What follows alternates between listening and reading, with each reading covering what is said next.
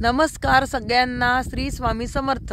तर कसे आहात तुम्ही सगळे? मी तर ठीक आहे आणि तुम्ही सुद्धा ठीक असाल अशी मी अपेक्षा करते। तर बघा आजचा व्हिडिओ कोणता आहे, तर आपल्याला त्या दिवशी जो मी व्हिडिओ काढला होता माझी संपूर्ण माहिती दिली होती। आता तुम्ही मला सांगा, श्री स्वामी समर्थ म्हणते मी प्रत्येक व्हिडिओमध्ये, तर श्री स्वामी समर्थ मी असंच म्हणत नाही, स्वामीला जपते, स्वामीला मानते, मनात स्वामी आहे माझ्या। दुसरी गोष्ट, स्वामींनी इतके चमत्कार घडवले आहे माझ्या जीवनामध्ये। कोणी मानो न मानो, मला माहिती आहे व्हिडिओ बघणारे पुन्हा या व्हिडिओवर नक्की कमेंट टाकणार आहे। चांगले भाऊ वाईट कमेंट नाही टाकणार, पण काही लोक आहे तर ते टाकते वाईट कमेंट। तर मला त्यांना सगळ्यांना तेच सांगायचं आहे की श्री स्वामी समर्थ मी उगाचच नाही म्हणत आणि मी खोटं बोलत नाही। खरं सांगायचं म्हणजे जे आहे तेच दाखवते। कंटेंट शेती आहे आपलं, तर मी शेतीच दाखवते। शेती काही दुसऱ्याची नाही आहे। लोक दुसऱ्याच्या शेतीमध्ये जाऊन माझी शेती वे म्हणून, हे माझ्या वावरातलं हे वे, ते माझ्या वावरातलं ते वे म्हणून सांगतात।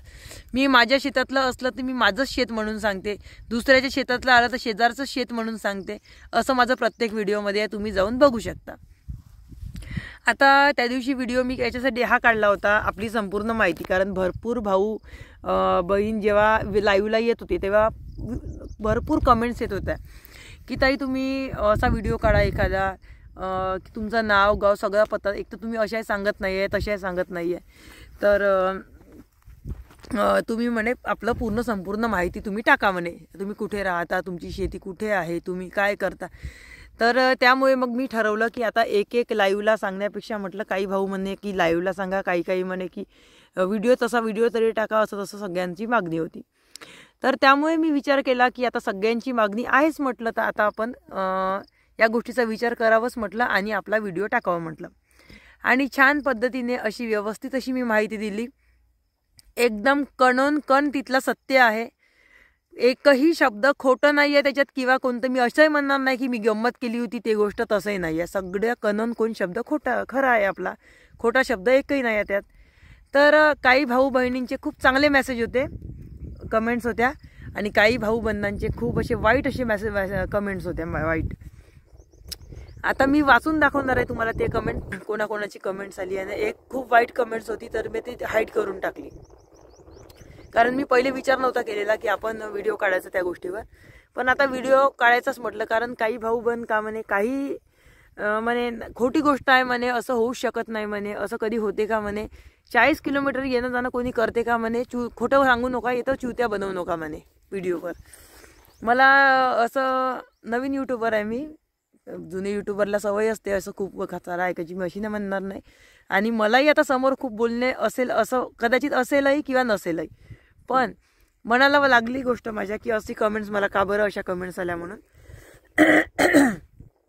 तर आणि तसं पुन्हा परत एक गोष्ट सांगते, तो सुद्धा व्हिडिओ मी काढणार आहे। मी कमेंट्सला एका जणाला सांगितलं की मी पूर्ण फुल व्हिडिओ काढणार आहे तुम्हाला, नाही तर लाईव्ह सुद्धा काढणार आहे, लाईव्ह घेते डायरेक्ट म्हटलं। एक जण मला पाहते म्हटलं, कारण भद्रावतीवरून इथे यावं लागते, तर एक जण सोबत पाहिजे जर लाईव्ह घ्यायचा राहिला किंवा व्हिडिओ घ्यायचा राहिला तर।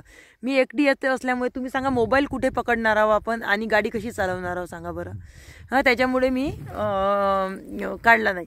आता एक काम करतो, मी एक दिवस कोणाला तरी बोलवतो कोणीतरी सोबत, आणि त्यांना बसवून आणतो त्याला गाडीवर, आणि त्यालाच व्हिडिओ काढायला लावतो, किंवा तिला कोणी भेटेल, माझे बहीणलेख किंवा बहीणलेख माझा किंवा माझी बहीणलेख, असे दोघांपैकी एकाला आणणार असं मी। तर बघा आता यांच्या कमेंट्स कशा आल्या, इतकी छान माहिती दिली। आणि जंगलाचा रस्ता आहे ना, खरोखर आहे जंगलाचा रस्ता, मी खोटं कशाला सांगणार आहो, मी तुम्हाला दाखवणारच आहे व्हिडिओमध्ये। सध्या आता हा व्हिडिओ म्हणजे हे कमेंट्स बघून घ्या तुम्ही, यांच्या कमेंट्सच दाखवणार आहे मोबाईलमधल्या। ही चांगली कमेंट्स तुम्हाला दिसत आहे, शोभा म्हामने, तर शोभाताईनी बघा किती छान कमेंट्स टाकली आहे। तुझ्या मेहनतीला सलाम, पहिल्या प्रथम खरं शेती करणाऱ्यालाच माहीत असते कष्ट काय असते, कोण काय म्हणते याचा विचार करू नको, भगवंत तुला भरभरून देव। बघा या माईची किती छान कमेंट्स आली, खूप छान वाटलं कमेंट्स केली। शोभाताई तुम्हाला खूप खूप धन्यवाद। आता दुसरी कमेंट्स आहे, वा रे वा माझ्या वाघिनी तुला सलाम. सुभाष दादा धन्यवाद, खूप खूप धन्यवाद. बघा सुभाष दादा देशमुख त्यांनी सुद्धा खूप छान कमेंट्स केली. त्यांनाही माझं काही माझी हे नाही आहे. हां प्रताप काहीतरी नाव आहे, तर त्या ताई दादा किंवा ताई कोण आहे माहिती नाही मला. तर त्यांनी काय टाकले आहे बघा, मस्त छान ताई, अफलातून कष्ट धाडसाला सर आमसप केलं ताई, संपूर्ण व्हिडिओ पाहिला. तर बघा यांनी सुद्धा छान कमेंट्स केली आहे. छान कमेंट्स करणाऱ्यांची नावं घेतली आहे मी. त्यानंतर दिनेश दादांनी धन्यवाद ताई, विठ्ठल त्यांनी सुद्धा छान कमेंट्स केली आहे.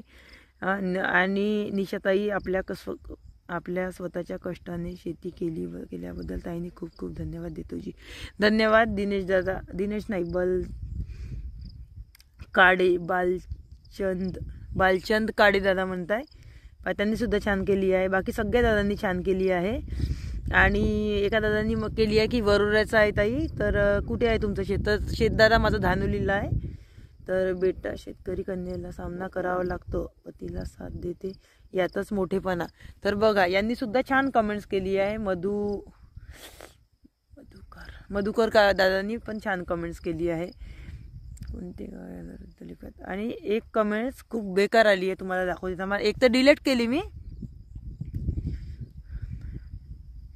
तर एका दादांनी केली आहे, शेती अजिबात परवडत नाही. तर ज्याचा त्याचा प्रश्न आहे तो विचार करण्याचा, मी त्यांना काही म्हणणार नाही, त्यांना नसेल परवडली. तर शिवादादांनी कमेंट कशी केली आहे बघा, शिवा नाव आहे त्या दादांचा. तर त्या शिवादादांनी कमेंट कशी केली आहे सांगू तुम्हाला.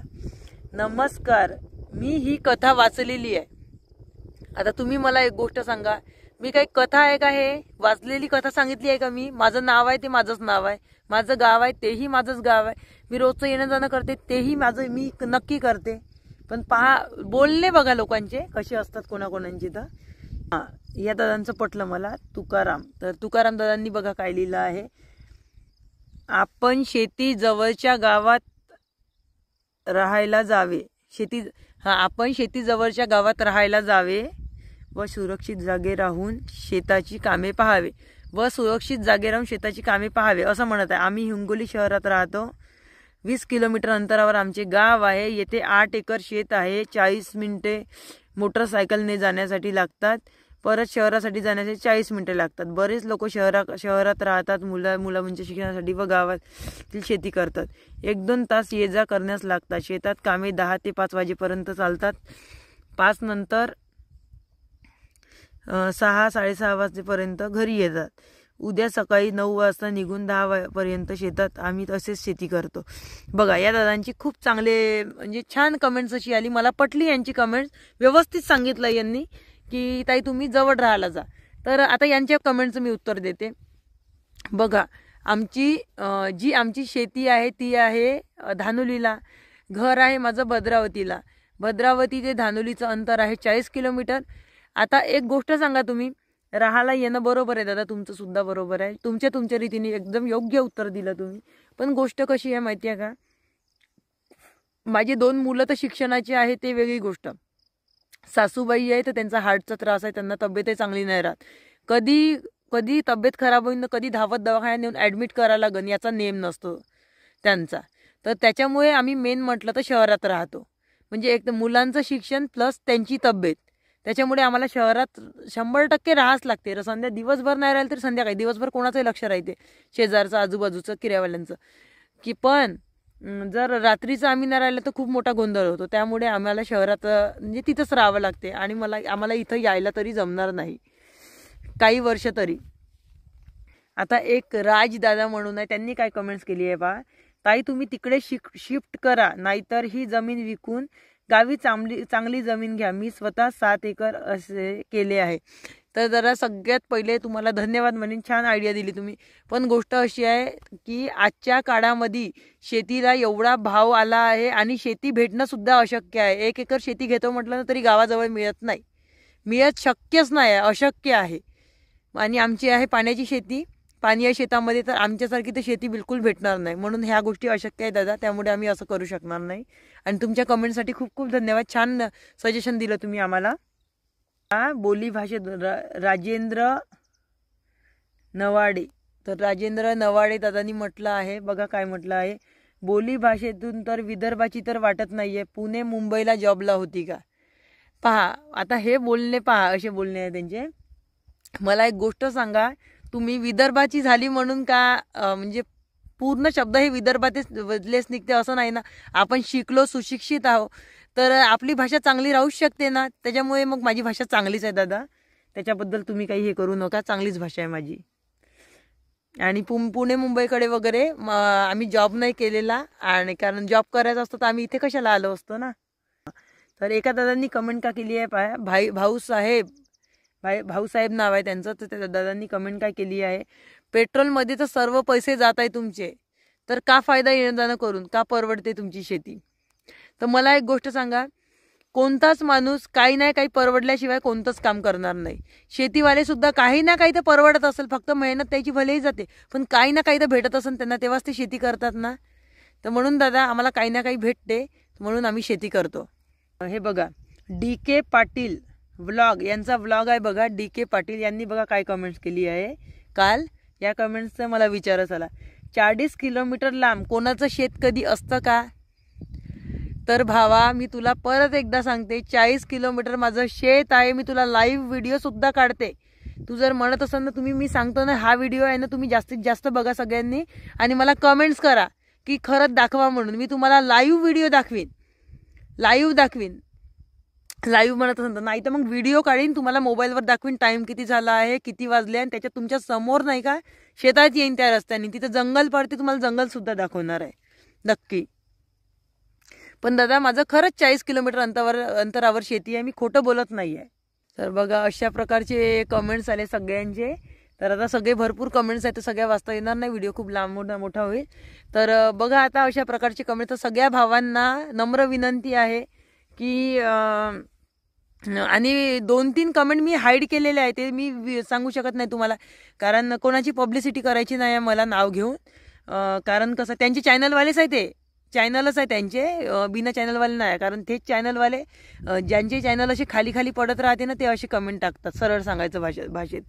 म्हणजे काहून तर कोणी जर समोर जात राहिलं, त्याचे पाय कसे ओढायचे ते बरोबर त्यांना समजते. कारण ते स्वतःच्या कर्तृत्वानं काही त्यांनी समोर जाऊ शकत नाही, तर कोणी जर स्वतःच्या कर्तृत्वानं समोर जात असेल तर त्यांचे पाय कसे ओढायचे त्यांना बरोबर समजते. त्यासाठी त्यांनी मग हे असे कमेंट्स टाकतात. तर असो, तुमची कमेंट्स तुम्हाला, त्यांची कमेंट्स त्यांना. तर माझ्या ज्या भावांनी चांगल्या कमेंट टाकल्या त्यांच्यासाठी खूप खूप धन्यवाद सगळ्या भावांना. तर आजचा व्हिडिओ इथेच थांबवते. एक छोटीशी कमेंट करा आणि चॅनलला लाईक, शेअर, सबस्क्राईब करा. तोपर्यंत बाय बाय.